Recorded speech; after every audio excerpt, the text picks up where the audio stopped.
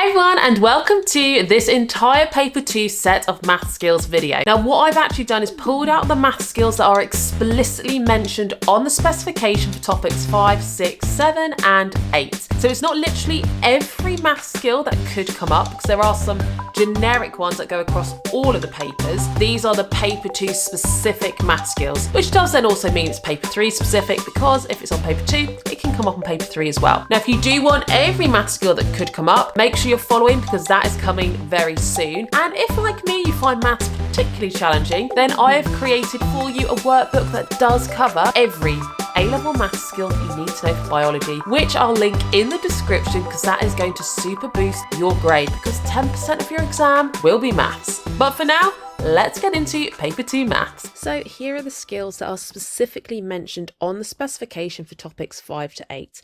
The first one that comes up is math skill 0.1. Students could be given data from which to calculate gross primary production and to derive the appropriate units. So gross primary production, this links to the energy transfers in topic 5, and GPP is the chemical energy in plant biomass per unit area time. So the units, you need to have a unit for energy. So we've got kilojoules here. And because it's per area, to make it a fair comparison between two different areas, you could do per metre squared or per hectare. And it's also per unit time, and that is always per year. The reason being is we need to take into account the changes you might see in an entire year, because GPP is basically looking at the amount of chemical energy in biomass, which means the energy from light that's converted into biomass through photosynthesis. And the rate of photosynthesis will differ throughout the year because you have more sunlight in the summer, for example. So we do it per year to essentially get an average. So those would be your units. It's 3 separate parts: a unit for energy, per unit area, per year, which is your unit of time. And you could be asked to actually give those units. That's come up before as a 2-mark question, or it might just be being aware of that in a maths question. Now this links to net primary production as well, because that is your GPP, so the amount of chemical energy that has come from photosynthesis minus the energy losses in respiration. That is your net that's going to be available to turn into new biomass in the plant, and that's your NPP.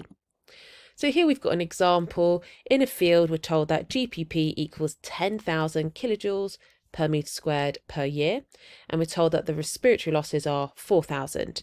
So very simple, it'd be 10,000 minus 4,000. We have 6,000 as our NPP. So GPP is that total energy fixed by the plants in photosynthesis. Some is lost in respiration, and the remainder is NPP, which then goes on to make the plant biomass. And always give those energy units per area per time. The next math skill that comes up, this is still in topic 5, and it's a very similar concept now, is 2.4.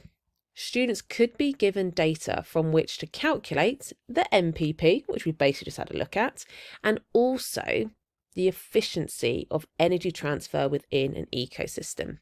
So for our MPP, same as we just said, MPP equals GPP minus R. They could give you a slightly different question where you have to rearrange it. Also, just to note, in any question that involves energy transfer, MPP, GPP, always just write that equation, because quite often there's 1 mark just for writing that equation, even if it doesn't look like a maths question, and even if it isn't a maths question. But then the next bit, consumer net production. This is a stated formula on the specification as well. So our net production is the amount of energy going in minus the amount of energy lost. And going in would be the energy ingested, basically the amount of energy they get from the food they're digesting and then absorbing.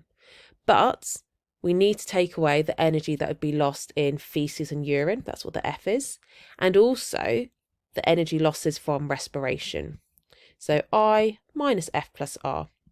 And then if we need to know this as a percentage efficiency, that basically means the amount of energy that is transferred divided by the energy available times 100. So some examples then. We've got a herbivore ingests 500 kilojoules. It loses 200 kilojoules of energy in feces and 150 kilojoules in respiration. So our net consumption for that would be 500 minus 200 plus 150. So we have 150 kilojoules for our net productivity of those consumers. Now, in terms of the efficiency, that would mean 150 is what is available. The total that went in the first place is 500. So it's 150 divided by 500 times 100 to make it a percentage. So it's 30% efficiency in terms of the energy transferred, comparing what goes in to what is available. So producers use sunlight to fix that energy, consumers taking the biomass through digesting and absorbing energy in food.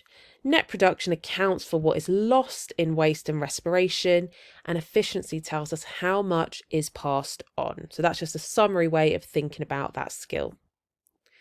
The next skill is students could be given data from which to calculate the percentage yield. Now, this is still topic 5. So here we have a formula that you could use. So percentage yield equals the actual yield divided by the theoretical times 100. And this could be used for biomass or energy transfers. So here's an example. Plant biomass increase equals 80 grams. The theoretical maximum was 100 grams. So our percentage yield is 80 divided by 100 times 100, and that is 80%. So yield questions are common. Always compare actual, so for example here it was 80, to what the maximum would have been, which in this case was 100. And if they want it as a percentage, you need to times by 100. The next skill is linked to topic 6, and actually it does also link to topic 3, so this could come up on any of the 3 papers. Students could use values of heart rate, which are represented as R, and stroke volume, V, to calculate cardiac output, CO, using this formula, CO equals R times V. So there's that formula again. Cardiac output is stroke volume times heart rate.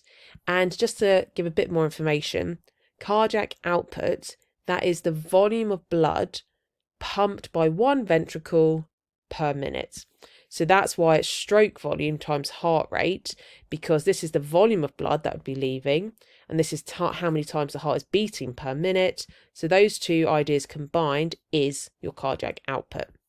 And your units, because this is volume and heart rate is beats per minute, that's why it's volume per minute. So centimeters cubed per minute or decimeters cubed per minute. So here's a worked example for us. If we've got a heart rate of 70 beats per minute and a stroke volume of 75 centimeters cubed, it'd be 70 times 75, and that gives us a cardiac output of 5,250 centimeters cubed per minute. Or if you had to convert that into decimeters cubed, you would divide by 1,000, and that would be 5.25 decimeters cubed per minute. Now, sometimes, and in fact, most of the time, it's nowhere near as straightforward as that, because you have to work out the heart rate from a graph or even the stroke volume from a graph. So if you're having to work out the heart rate from a graph, what you are looking for is repeating patterns on the graph, because you should expect to see the same pattern repeating over and over and over for each heartbeat. So if you can look for repeating patterns, for example, go from a peak to a peak on the graph, look at how long that duration was, because that is one heartbeat, and then you see how long that was, and you see how many times that fits into a minute to give you your heart rate. Now, stroke volume, this is where you'd probably have on your y-axis the volume of blood, and you would need to look at what is the maximum volume and the minimum volume, because the difference between the two would be your stroke volume. Next skill is students could use appropriate units when calculating the maximum frequency of impulse conduction given the refractory period of neurons. This is topic 6, again, linking to the nervous system. So here's some information here. First of all, the refractory period, that is what is limiting how often a neuron can fire. So the shorter the refractory period, that means the higher the maximum frequency of firing out those impulses. So the maximum frequency would be 1 divided by the refractory period. And if we had a refractory period, which is 2 milliseconds typically, that would then mean our maximum frequency would be 1 divided by 0.002, which is 500 impulses per second. Now, I've got to say, I've never seen this come up in the exam. However, it is one of the skills they've put there, so worth just bearing in mind. Next one we have is students could use information to represent phenotypic ratios in monohybrid and dihybrid crosses. And this is from topic 7, my favourite topic, inheritance. Let me know in the comments. Do you love inheritance as much as me? Because whenever people tell me they don't like inheritance, I'm always shocked because I just love it. It's problem solving. It's one of the best topics. So for this one, it's basically you would be doing your Punnett squares and then you're working out the ratio. So typically on a monohybrid cross, if you've got 2 parents that are heterozygous, you'd get a 3-to-1 ratio. 3 lots of the dominant phenotype, 1 of the recessive. In a dihybrid cross, if you have parents who, both parents, are heterozygous for both genes, you would get a 9-to-3 to 3-to-1 ratio. Unless, and this actually starts to link into the theory, you wouldn't get that ratio if there was epistasis, autosomal linkage, or crossing over in meiosis. But this skill is basically all about, can you work out probabilities based on your Punnett square and you give the ratio. Sometimes they might not ask for the ratio. Sometimes they might give you a scenario and say what percentage of their offspring would have, and then they would state the particular phenotype. Now, if you do want more help on this, I have actually got an entire inheritance video, and also it's in my entire topic 7 video where I go through examples for every single type of inheritance with a Punnett square doing these calculations. But this is what we mean by this particular skill. And if you do get a question on inheritance in the exam, you will definitely get a question linked to a genetic cross and working out either the ratio or the percentage of a particular phenotype. Next then, still staying with topic 7, students could show understanding of the probability of associated with inheritance. So same idea here, instead of having it as a ratio, it's presenting it as a probability. So the probability explains why genetic crosses don't always give the exact ratio, because we might have said a 3-to-1 ratio, and that might mean 25% probability of having a particular trait. And that can then lead into theory style questions but have a mathematical basis behind it, because probability doesn't mean you're definitely going to see 25% of the offspring will have this trait, because, and that's what the question might ask you, well, why don't you get that exact outcome? And that's because probability is obviously due to chance, and in this instance it would be it's random which sperm and egg fuse, or it's random fusion of those gametes, and that can be why you might not get that outcome.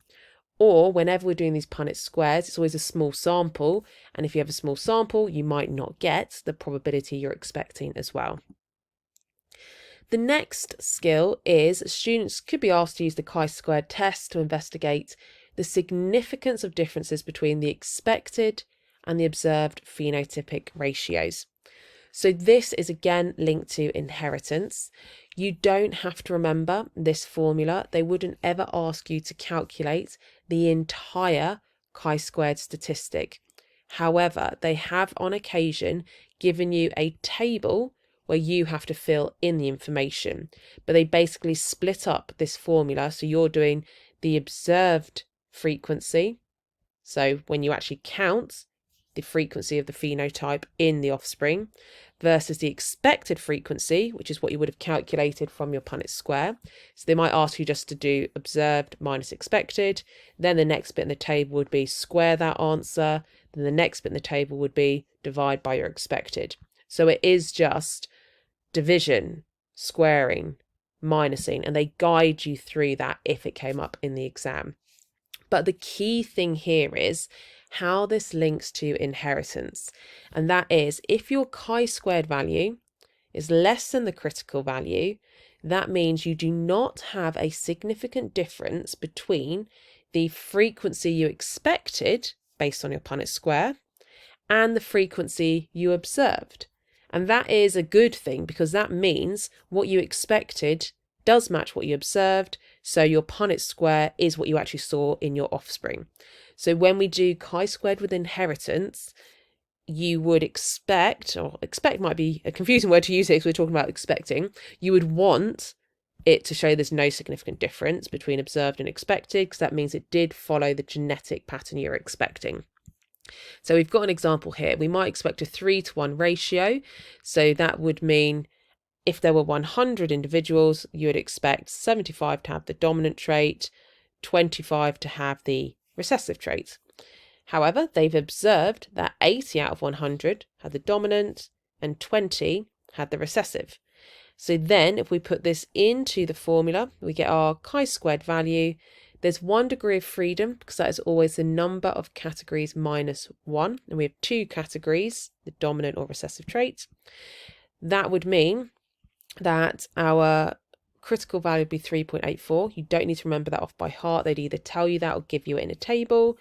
1.33 is less than the critical value, so we do not have a significant difference between what we expected and what we observed. Now, this is quite a brief overview. If you do want the full overview of this, I have an entire video on inheritance chi-squared.